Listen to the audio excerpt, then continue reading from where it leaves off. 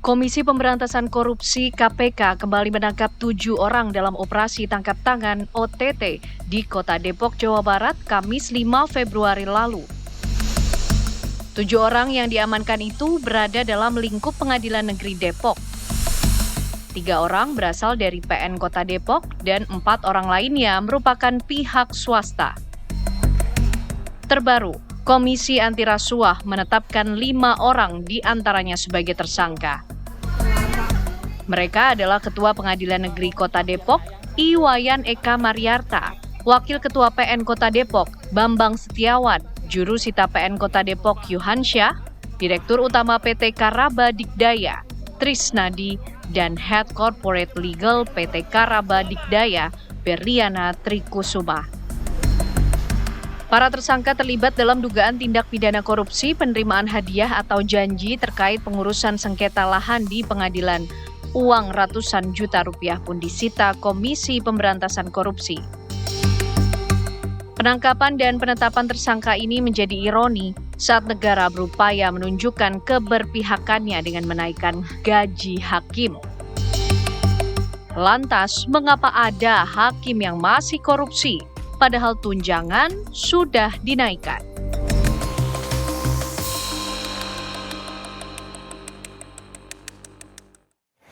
Kami akan langsung membahasnya untuk Anda, pemirsa, bersama dengan narasumber yang telah hadir di Apa Kabar Indonesia malam. Kita akan sapa satu persatu. Yang pertama sudah ada Bang Saur Siagian, di sebelah saya pegiat anti korupsi. Selamat malam, Bang Saur. Selamat malam, Mbak Tiara. Terima kasih sudah hadir secara langsung. Sama, thank you juga. Kemudian juga di sebelahnya sudah ada Pak Marwarar Siahaan yang merupakan mantan hakim. Selamat malam, Pak Marwarar. Selamat malam Mbak Tiara. Sehat ya? Sehat. Alhamdulillah. Baik, secara sambungan virtual juga tersambung bersama kami, Ketua Komisi Yudisial, sudah ada Pak Abdul Khair Ramadan. Selamat malam, Pak Abdul. Selamat malam. Selamat malam, Pak Abdul. Selamat malam. Selamat Baik. malam. Terima Bang kasih. Saur Siagian, Pak Marwar, sehat. Baik, terima kasih sudah bergabung di diskusi pada malam hari ini, Pak Abdul. Mungkin pertama saya ingin menanyakan berkaitan dengan penanganan yang sudah dilakukan oleh Komisi Yudisial ya, berkaitan dengan penangkapan ataupun juga OTT di Pengadilan Negeri Depok kemarin. Sudah sejauh apa, Pak Abdul? Baik, pertama-tama pada prinsipnya Komisi Yudisial sebagai pengemban amanat konstitusi pasal 24B Undang-Undang 45 adalah untuk dalam rangka menjaga dan menegakkan kehormatan luar martabat dan kedudukan hakim, dan juga terkait dengan prinsip fairness and responsibility, memiliki kewenangan pengawasan pemeriksaan terhadap adanya laporan, informasi, dugaan terhadap pelanggaran kode etik dan pedoman perilaku hakim. Kita semua sangat menyesalkan dengan adanya tindakan perbuatan transaksional, baik dalam bentuk pelayanan maupun juga putusan. Dalam hal ini tentu adalah pelayanan yang transaksional.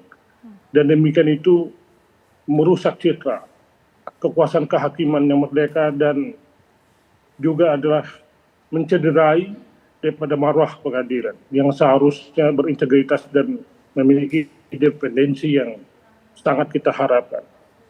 Kemarin Komisioner Komisi Yudisial yang membidangi Ketua Pengawasan dan Investigasi telah melakukan refleksi bersama dengan KPK. Secepatnya kita akan melakukan serangkaian pemeriksaan terhadap pelaku. Dan juga kita akan melakukan segala hal yang terkait dengan itu dan guna untuk mengusulkan permasalahan akuo ke dalam wadah Mahkamah Kehormatan Hakim. Karena itu dituangkan dalam pasal 22D junto pasal 22F Undang-Undang Nomor 18 Tahun 2012 tentang perubahan atas Undang-Undang Nomor 22 2004 tentang Komisi. Karena apa? Karena sanksi adanya indikasi yang sangat berat. Ya, sangat berat itu adalah pemberhentian tetap. Apakah itu pemberhentian dengan hak pensiun atau pemberhentian dengan tidak hormat. Nah, ini harus kita komunikasikan, konsolidasikan dengan Mahkamah Agung dan juga dengan KPK. Kita meminta waktu secepatnya untuk melakukan pemeriksaan tersebut. Kami tidak ingin mendahului proses penegakan hukum Tetapi proses penegakan hukum itu harus diiringi dengan proses pemeriksaan terhadap etika dan perilaku hakim sebagaimana diatur dalam keputusan bersama Mahkamah Agung dan Komisi Yudisial dan peraturan bersama Mahkamah Agung dan Komisi Yudisial terkait dengan penegakan pedoman perilaku hakim. Dan itu ada kode etiknya, ada 10 prinsip kode etik yang diduga dilanggar terkait dengan operasi tangkap tangan yang dilakukan oleh KPK. Itu yang dapat kita lakukan sesuai dengan tugas dan fungsi daripada Komisi Yudisial. Baik, biasanya pada kasus-kasus serupa Pak Abdul, ini nantinya pemeriksaan yang akan dilakukan oleh KY ini akan berfokus atau yang paling difokuskan ini apa? Karena kita ketahui dari KPK sendiri sudah memunculkan nominal siapa-siapa saja yang terlibat di dalamnya. Ya, di satu sisi proses penegakan hukum yang ditangani oleh KPK itu adalah domain terkait dengan kejadian yang dilakukan oleh KPK dalam hal operasi tangkap tangan sesuai dengan undang-undang yang berlaku. Tetapi Komisi Yudisial adalah menjaga dan menegakkan terkait dengan keluhuran martabat, kehormatan dan perilaku hakim. Ini adalah bentuk nyata konkret sebagaimana ditentukan dalam kode etik dan pedoman perilaku hakim.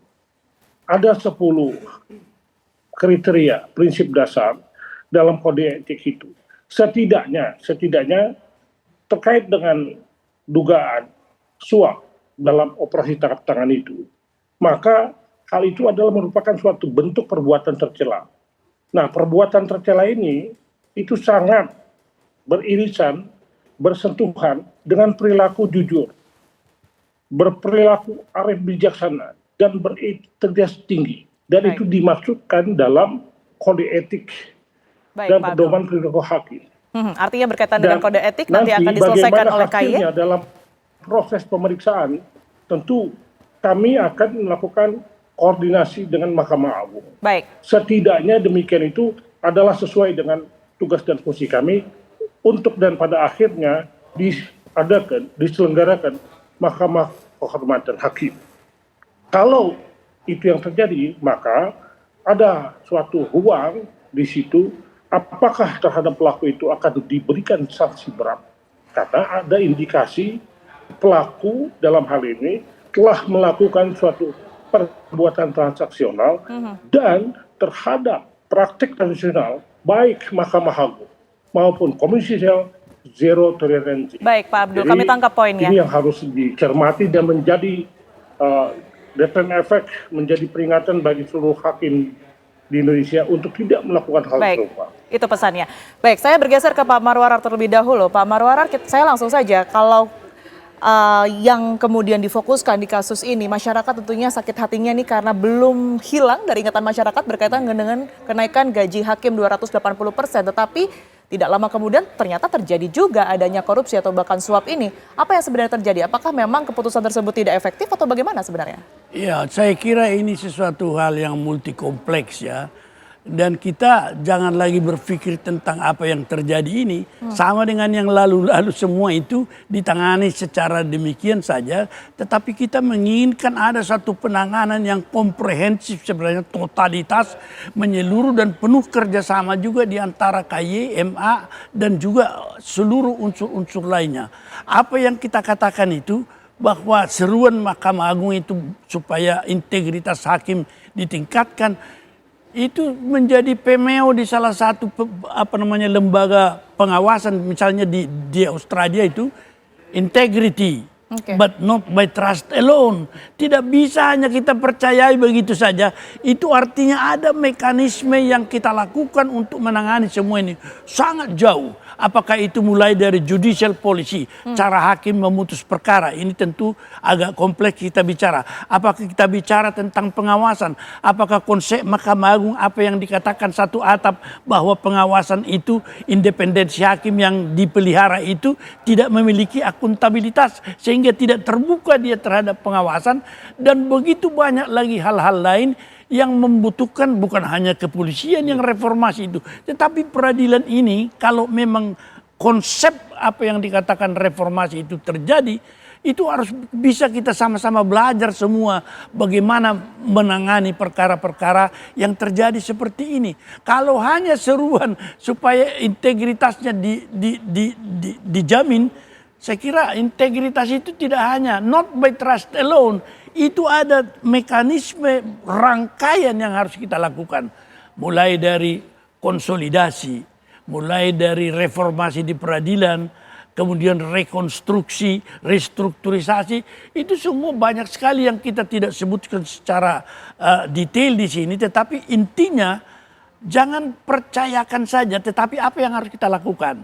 Di sini sebenarnya pengawasan itu sampai kepada legal audit, tetapi doktrinnya kita buka dulu bahwa independensi hakim itu bukan hanya untuk hakim, tetapi maksudnya diberikan dia independensi supaya dia bisa mandiri, tidak tergantung, tidak ditekan oleh siapa, supaya dia bisa adil menurut hukum yang berlaku. Dengan Dan kata lain pengawasan di sini sebenarnya masih kurang dan perlu ditingkatkan begitu.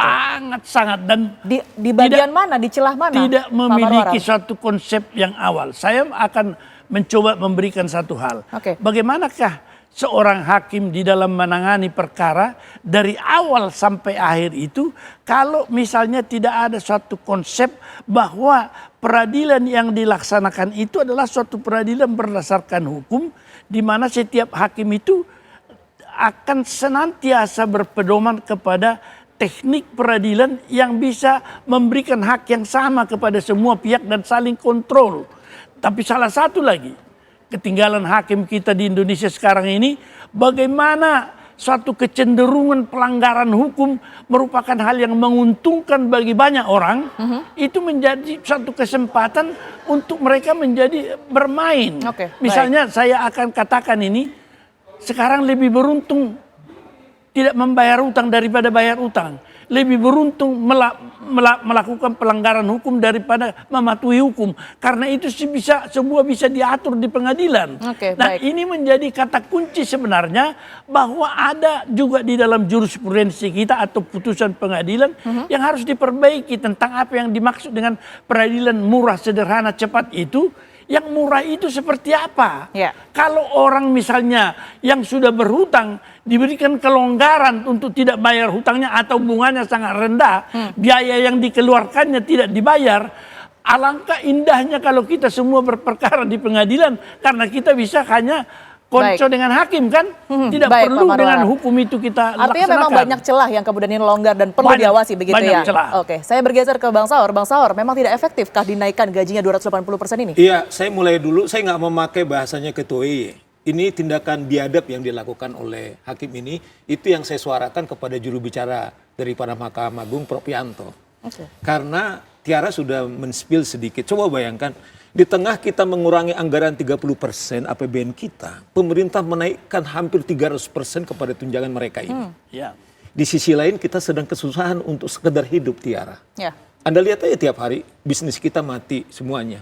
Presiden juga mengatakan, kalau kita sudah naikkan gaji atau tunjangan hakim, kita harapkan tidak lagi korupsi. Itulah perintah daripada Presiden. Tapi hari ini, belum berapa lama terjadi di PN Surabaya, kemudian di Jakarta, Ya. kemudian itu hanya hitungan hari, Tiara. Nah oleh karena itu menurut saya begini, saya mengapresiasi KPK menghadirkan KY ketika konferensi pers. Coba bayangkan karakter daripada kasus. Pak Marwarar ini tahu karena pernah jadi pimpinan daripada. Ini uang yang digunakan adalah untuk uang mengeksekusi yang sudah ingkrah putusan. Ya, betul. Coba bayangkan akibat kelakuan daripada hakim ini, coba bayangkan ada direksi BUMN, legal head-nya. Kemudian jadi berpotensi pasti dipecat oleh kelakuannya hakim ini. Karena hakim yang disebut adalah benteng terakhir daripada peradilan kita. Artinya gini Tiara, Tiara boleh rusak, Saur boleh rusak, tetapi ketika pengadilan kita masih bisa terjaga, harapan kita ada. Nah dengan kegiatan sekarang yang terjadi, ketua PN-nya kena, wakil ketua PN-nya kena, mungkin nggak hakimnya bersih? Mungkin nggak hakimnya bersih? Enggak. Pertanyaan logikanya, oleh karena itu gini, saya dorong sesungguhnya, biarlah KPK sekarang ini fokus, udah lupakan dulu untuk kasus-kasus yang lain, tapi fokus sekarang penegakan peradilan kita karena nonsen, karena pengusaha itu sederhana. Tiara. Dimulai dari mana tapi Bang? Ya, barangkali Karena sudah banyak sekali mulai sekarang nampaknya ini. PR-nya gitu Kita ya. mulai dari benteng, kita mulai dari akhir bentengnya ini kan sudah hat-trick ini dalam beberapa bulan nih. Tapi kemarin sudah berupaya untuk diselesaikan oleh Pak Presiden dengan cara Oke. memberikan kesejahteraan, begitu ya? Oleh memastikan karena itu kesejahteraan. menurut saya kalau Pak Maru dari segi eksternalnya, ini menurut saya tidak punya harga diri. Dia tidak pernah memikirkan anak istrinya, Tiara. Saya masih ingat salah satu istrinya Damanik itu, waktu uangnya kemudian disita, disuruh istrinya bersaksi di pengadilan. Pak Hakim katanya, anak saya tidak bisa lagi bayar uang kuliah karena uangnya diblokir. Maksud saya Tiara, kelakuan daripada hakim ini bukan dia hanya mempertaruhkan dirinya, tapi keluarga lebih dari itu meruntuhkan negara. Menurut saya harus katakan, negara kita ini jangan bullshit lah kita sebut negara hukum. Itu negara mafia karena para hakimnya ketua pengadilan, wakil ketua pengadilan sudah kena. Ini sudah negara mafia anti hukum. Karena hakimnya sudah seperti itu Tiara. Oke, saya tidak mau bicara seperti bahasanya ketua KY, enggak.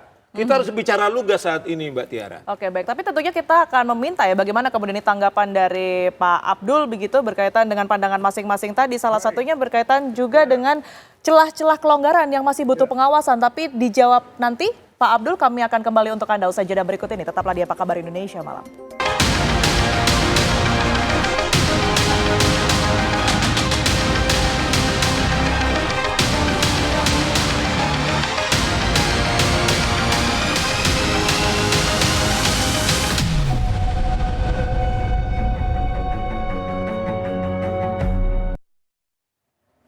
Ada kembali di Apa Kabar Indonesia Malam pemirsa, dan sebelum saya mengarah ke Ketua Komisi Yudisial, saya akan menampilkan untuk Anda di layar berkaitan dengan kronologi kasus OTT dari Pengadilan Negeri Depok yang Anda bisa saksikan saat ini. Di mana Pengadilan Negeri Depok ini mengabulkan gugatan sengketa lahan PT Karaba Dikdaya di Tapos. Inilah yang kemudian ini menjadi awal mula permasalahan yang melibatkan hakim di Pengadilan Negeri Depok. Kemudian di Januari 2025 pemirsa, di tahun lalu ini PT KD mengajukan permohonan eksekusi lahan ke Pengadilan Depok.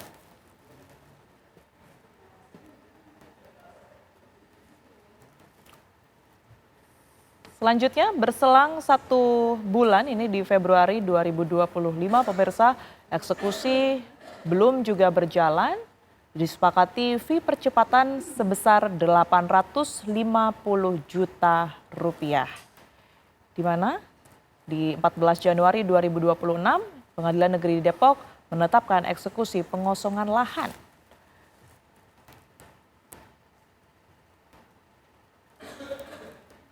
Kemudian uang sebesar 850 juta ini dilakukan penyerahan ke Jurista Pengadilan Negeri Depok di lapangan golf Tapos.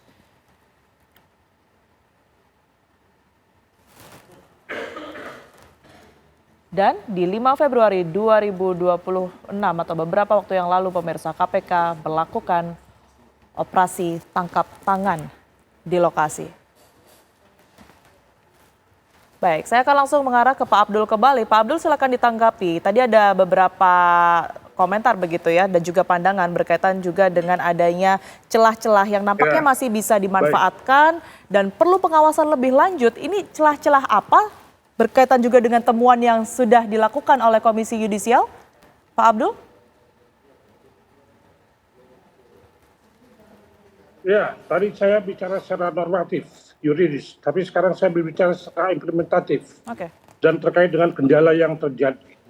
Pada prinsipnya terhadap perkara akuo itu tidak ada toleransi, zero toleransi. Dan bahkan dalam banyak putusan yang kami putuskan dalam sidang pleno terhadap praktek nasional, itu rekomendasinya, usulannya kepada Mahkamah Agung adalah pemberhentian dengan tidak hormat. Tetapi KY ini tidak dapat memutuskan itu berlaku secara final. Berdasarkan Undang-Undang KY hanya memberikan usulan. Dan oleh karenanya nanti dalam perkara akuo itu akan digelar Mahkamah Kehormatan Hakim. Tapi saya ingin menyampaikan di sini kelemahan KY. Sebenarnya kalau kita berbicara tentang pembagian kekuasaan pengawasan berdasarkan shared responsibility, seharusnya KAI mendapatkan kewenangan yang besar untuk melakukan pengawasan pemeriksaan terhadap hakim. Dan itu dalam rangka meneguhkan independensi pengadilan.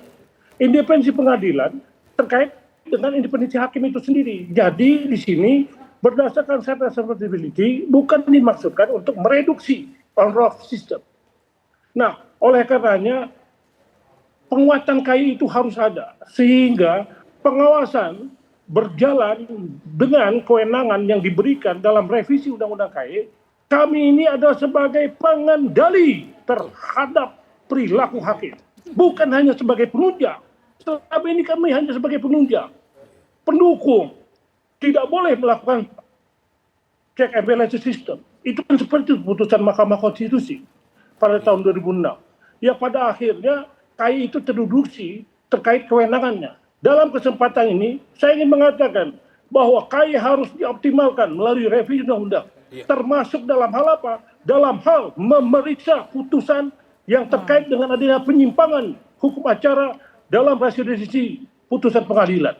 Karena putusan pengadilan dalam residensinya itu banyak penyimpangan hukum acara, banyak merekayasa keterangan saksi, keterangan ahli dan alat bukti. Tetapi Kewenangannya yang tidak oleh bisa. karena itu kami seharusnya kuat dilemahkan pula dalam peraturan bersama 2012 hak untuk melakukan pemeriksaan terhadap presidensi yang menyangkut adanya penyimpangan dalam penerapan hukum acara itu tidak berlaku, dibatalkan. Oleh karenanya harus ada regulasi terkait dengan revisi undang-undang yang memberikan hak kepada Komisi Yudisial untuk melakukan pemeriksaan terhadap substansi putusan yang bersinggungan dengan etika dan perilaku hakim dalam penyimpangan hukum acara. Kalau itu ada, maka juga harus pula diberikan kepada kami, KAI ini melakukan putusan itu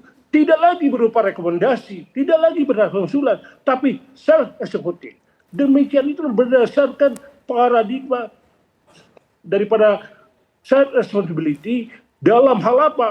Dalam hal penyempurna untuk mewujudkan peradilan yang bersih. Selama ini kami ini hanya dianggap penunjang. Baik, Pak Abdul. Kami ini hanya dianggap sebagai penopang.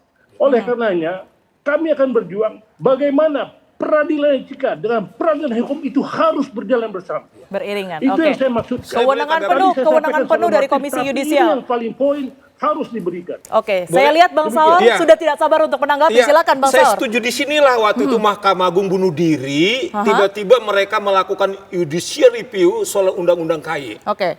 Artinya tanpa sadar sebenarnya Mahkamah Agung kemudian menurunkan derajat moral mereka. Tidak kemudian mereka mau secara independen diawasi karena kemudian mungkin mereka tidak bebas untuk melakukan tindakan-tindakan seperti ini. Nah, saya setuju dengan Pak Abdul Qohir. Pak Abdul Qohir konkret, Nah, Pak. Pak itu konkret. yang disampaikan Bang Pak Saur Narto, itu supaya fakta Ketua itu. Mahkamah Agung Benar dengar itu. nih. Baik. Pak Narto kan teriak-teriak tiap hari bahwa tidak ada toleransi, zero toleransi. Dipecat dan dihukum sebesar-besarnya. Maksud saya Pak, ada gagasan Ya. dari Pak Maru tadi. Boleh nggak misalnya tim investigasi dari KAI tanpa diketahui orang tetapi sepakat dengan penyidikan. Ketua Mahkamah Agung.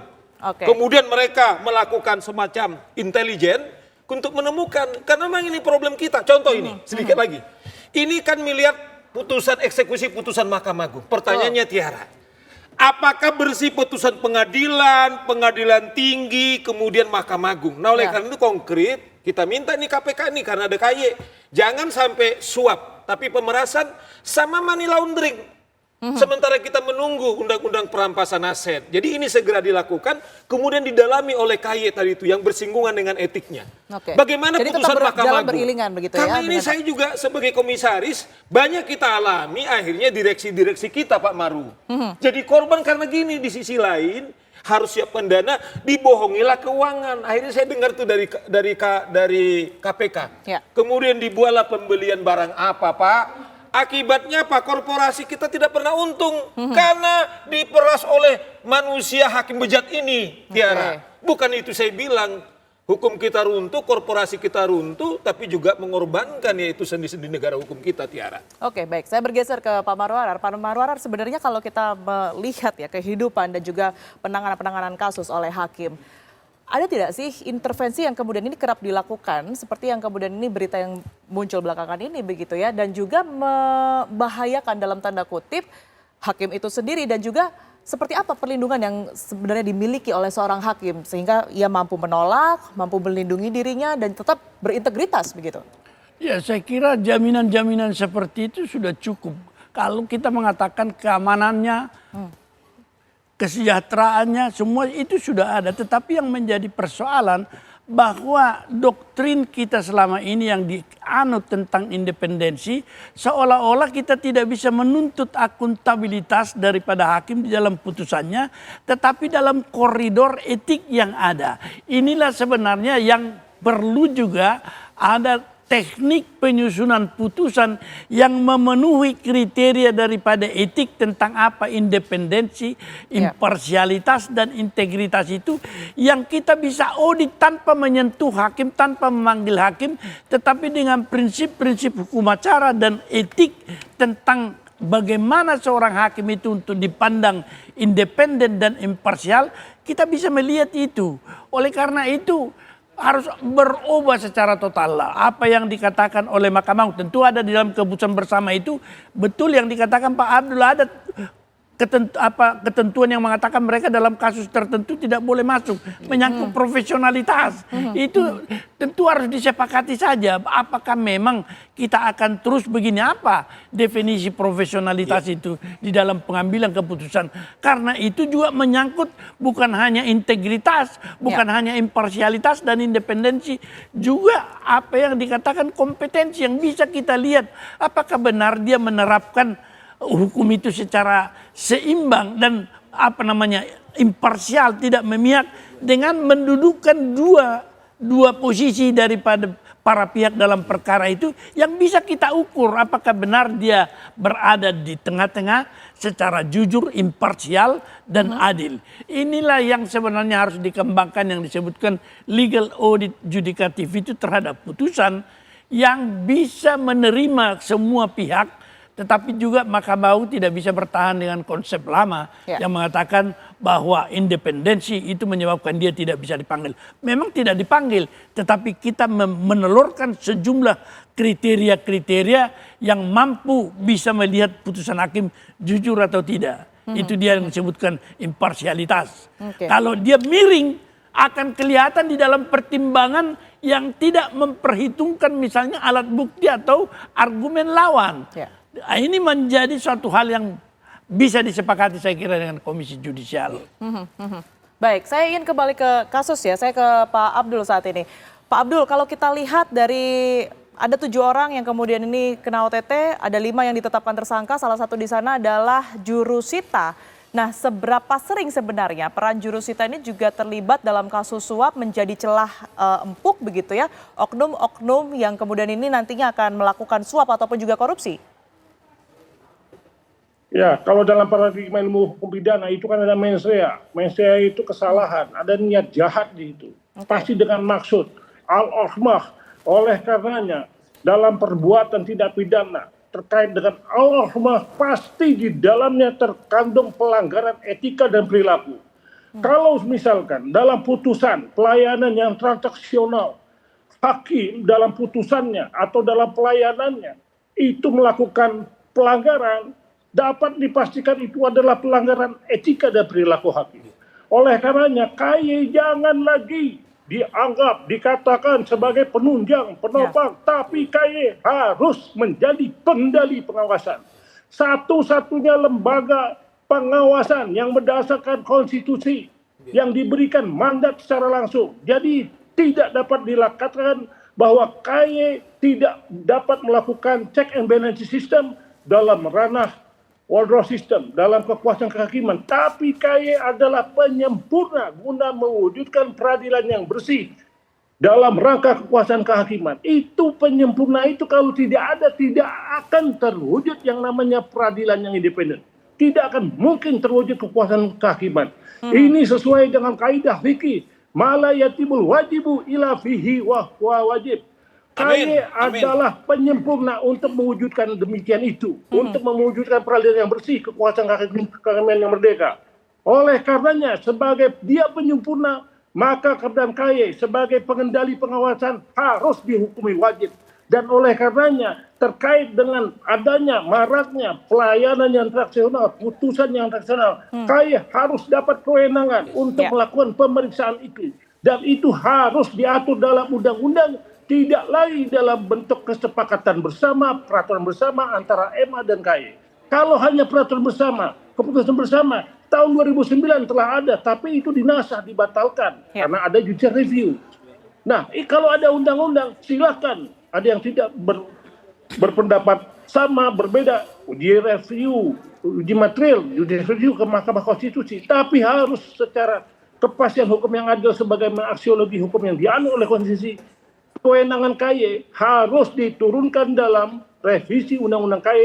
KY boleh dan dapat memeriksa putusan sepanjang itu berkaitan dengan pelanggaran terhadap kode etik dan perilaku hakim. Karena ada persentuhan, ada keterhubungan antara perilaku etik dengan mens rea hakim yang melakukan tindak pidana dalam hal praktik transaksional. Oke, selain kewenangan dari KY yang kemudian ini kalau dalam perbincangan ini kita tangkap poinnya begitu ya, keterbatasan KY sendiri Bang Saur.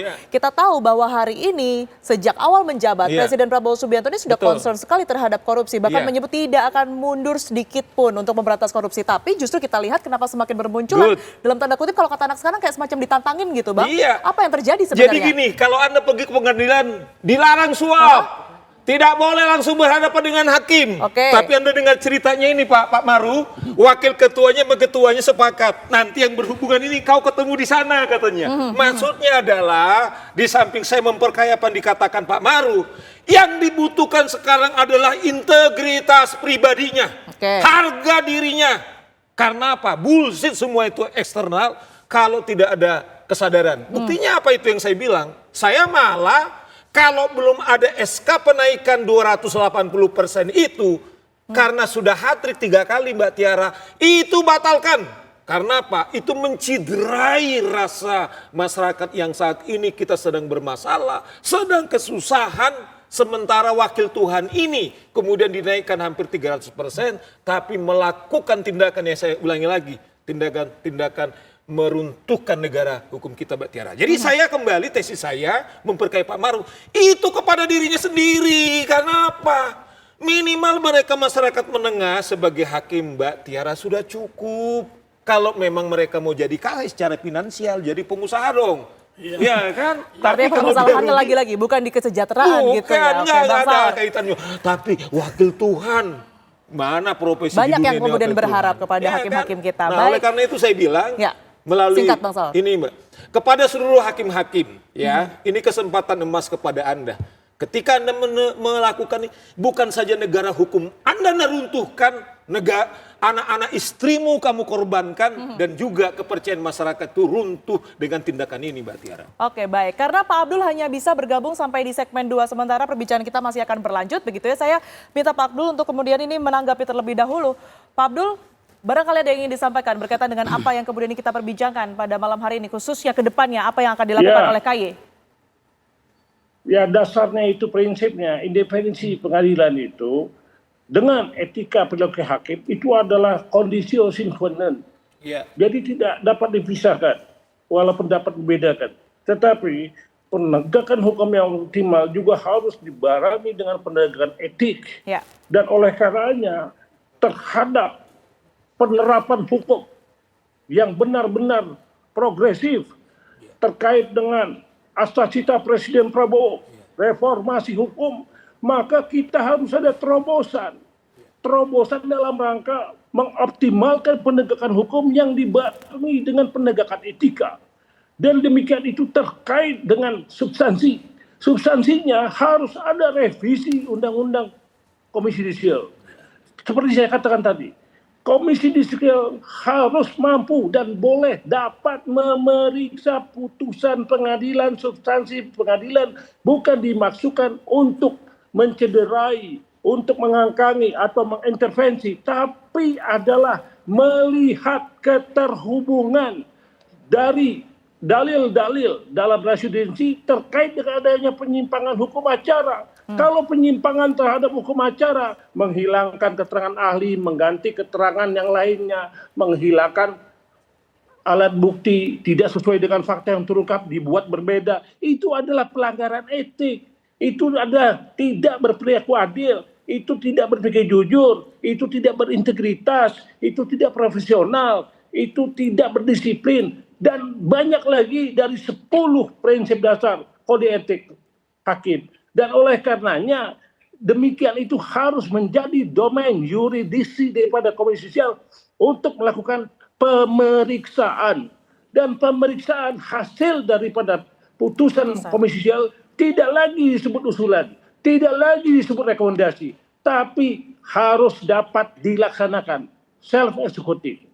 Demikian itu terkait dengan paradigma prinsip pembagian tanggung jawab, self accountability, dan oleh karenanya KY sekali lagi bukan sebagai penunjang, bukan sebagai penopang, tapi penyempurna guna mewujudkan peradilan yang bersih dalam konsepsi kekuasaan kehakiman. Itu yang kami minta. Demikian. Oke, baik. Intinya bagaimana kemudian ini revisi undang-undang Komisi Yudisial ini bisa dilakukan begitu ya, kalau dari Komisi Yudisial sendiri untuk bisa melakukan pengawasan penuh, termasuk juga masuk dalam putusan-putusan yang saat ini tengah bergulir. Satu-satunya lembaga pengendali pengawasan terhadap etika dan perilaku hakim.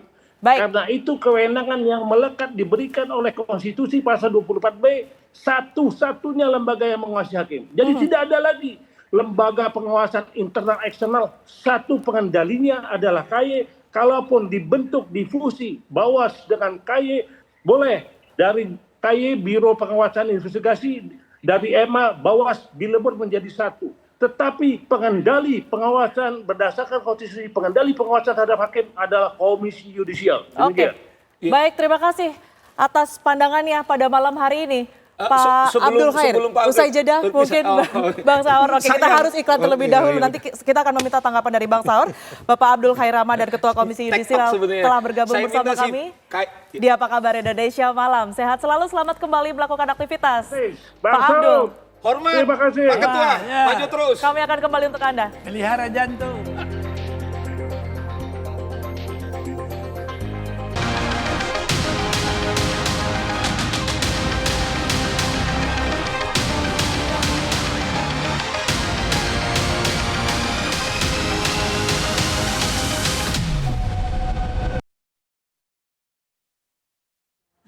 Ada kembali di Apa Kabar Indonesia Malam, pemirsa. Sebelum saya ke Pak Marwarar, saya beri kesempatan terlebih dahulu kepada Bang Saur. Bang Saur, yang tadi ingin disampaikan. Karena kan judul kita ini kan apa yang menggetarkan kita, wakil Tuhan. Wakil Tuhan.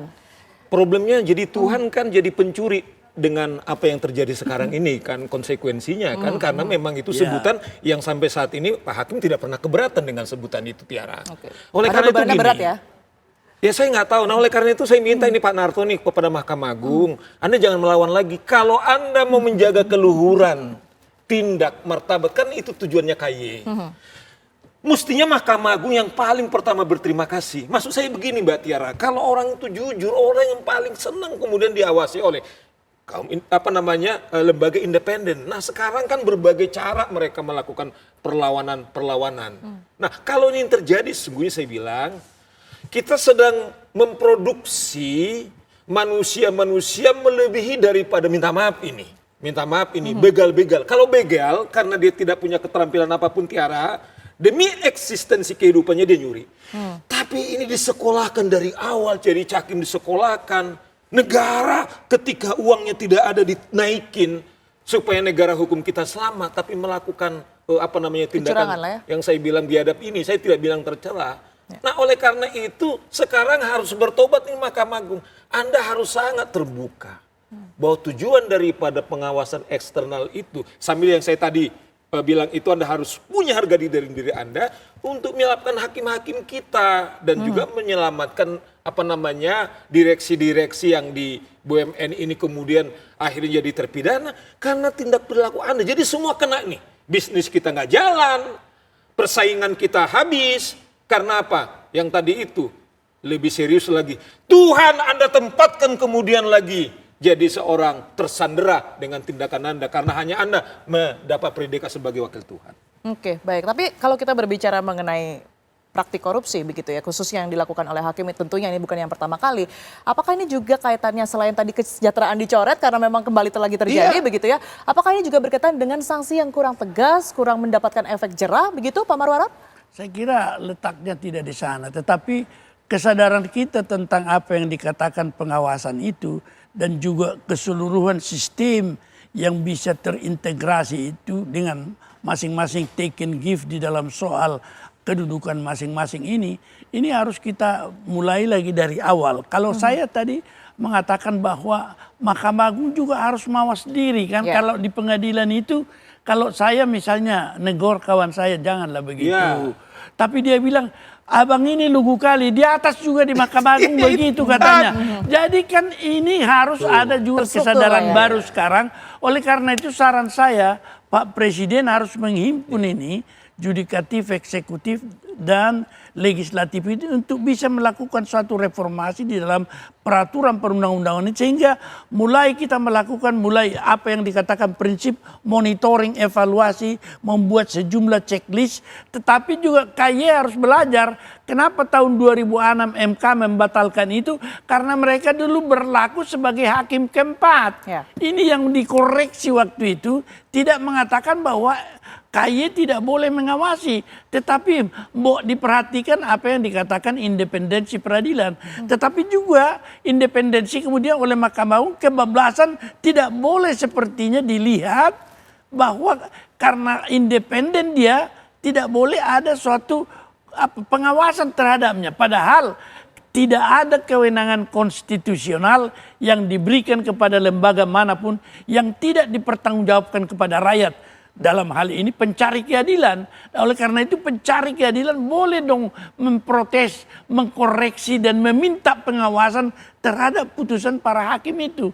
Inilah sekarang yang menjadi masalah besar yang harus kita sepakati bersama. Jangan bertahan pada doktrin. Satu atap itu adalah satu konsep yang ketinggalan. Itu kita harus melihat check and balance itu adalah norma konstitusi yang kita terima, dan di seluruh dunia kekuasaan itu check and balance, tidak bisa dikatakan tidak ada hubungannya satu sama lain. Karena kalau jalan masing-masing, inilah yang terjadi seperti sekarang. Nggak sering berhubungan satu sama lain gitu ya Pak ya. Koordinasi. Oke. Tapi kalau kita berbicara mengenai reformasi yang kemudian diinginkan oleh semua pihak, khususnya mereka yang berada di dalam tubuh penjaga keadilan begitu ya. Kira-kira kalaupun nanti diputuskan oleh Pak Presiden, apa yang menjadi kendala sejauh ini sehingga itu susah sekali untuk kemudian diwujudkan? Kalau saya tidak melihat kendala, kalau Presiden sebagai kepala negara ya berbicara bagaimana untuk juga menjaga bukan hanya martabat peradilan tetapi juga menjaga keadilan yang didambakan oleh rakyat. Saya kira ini kepentingan bersama yang harus kita lihat, tetapi saling nanti di dalam pengaturan yang akan ada kita masing-masing menentukan atau memberikan pendapat kita itu dengan menempatkan pada tempatnya masing-masing. Saya kira ini yang paling pas ini, tetapi apa yang dikatakan sekarang itu integrity yang diserikan oleh pidatonya Ketua Mahkamah Agung, tetapi dia katakan not by trust alone. Tidak bisa hanya dipercaya begitu aja. Kita harus melakukan serangkaian, mulai dari monitoring, mulai dari pengawasan, menyusun sejumlah checklist dan memberikan siapa yang berwenang untuk melakukan audit itu tanpa menyentuh independensi hakim. Itu yang harus kita lakukan sekarang. Itu yang harus dilakukan. Menurut Anda, Bang Kalau Saur, yang paling realistis, Bang Saur? Yang realistis ini karena di palu godomnya hakim nih. Saya dorong KPK sesungguhnya, karena kan kalau mengutip Pak Narto nih, Ketua Mahkamah Agung, no tolerance corruption. Nah, sebagai orang yang saya bilang tadi itu, benteng terakhir pengadilan, kalau konstruksinya yang dilakukan adalah ancamannya, lakukan ancaman maksimal. Misalnya, kalau ini pemerasan, karena tidak ada unsur permisif, lakukan maksimal. Karena di maksimal di pemerasan itu bisa 20 tahun. Jadi aparat penegak hukum kemudian sepakat mereka, kemudian dengan Mahkamah Agung. Karena mereka sudah diberikan penghargaan yang maksimal, zero tolerance, kemudian aparat penegakan hukum itu yang tanpa mengurangi atau mengganti undang-undang kita, ini bisa konkret dilakukan. Artinya adalah ancaman maksimal yang diperintahkan oleh undang-undang itu, pasal itu itu digunakan. Kemudian jaksa penuntut umum karena langsung di KPK kan lebih efisien tuh. Tetapi teman-teman di hakim apakah pengadilan negeri, jangan sampai korsa, tetapi demi menyelamatkan keluhuran mereka juga sebagai majelis dan juga juniornya atau teman-temannya, kemudian mereka declare melalui putusannya bahwa kami harus belajar, bahwa dari kami memulai. Kalau itu dilakukan, Tiara, saya kira itu bisa menjadi harapan. Tapi kalau kita misalnya, karena presiden juga mengatakan ya sama dengan itu, tidak boleh ketemu, malah ketua hakimnya jangan di sini temuin dia di restoran sana. Itu yang dininikan oleh KPK. Nah, dengan demikian saya bilang harapan kita tanpa kita minta intervensi presiden, tanpa kaye undang-undangnya diganti, tapi itu realistis dan konkret bisa mereka lakukan, Mbak Tiara. Yang paling mungkin dilakukan dan juga harapan besar bagi masyarakat untuk memiliki sistem peradilan yang sehat begitu yang ya sehat, Bang Saur. bersih. Baik, terima kasih atas pandangan yang sudah diberikan Bang Saur dan juga Pak Marwarar telah bergabung bersama kami secara langsung dalam diskusi di Apa Kabar Indonesia Malam. Sehat selalu semuanya Bang Saur dan juga Pak Marwarar. Terima kasih. Dan pemirsa Apa Kabar Indonesia Malam masih akan kembali untuk Anda sesaat lagi usai jeda berikut ini.